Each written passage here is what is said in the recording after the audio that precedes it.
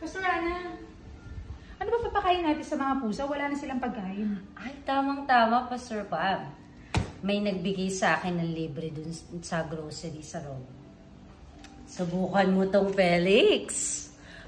Ano to? Purina Felix. Gawa sa salmon and jelly. Baka magustuhan to ni Matt at ni Whitey. Sa palagay ko nga, magugustuhan mo. So, papakainin ko na sila. Yes, go. Salamat sa free ng Purina.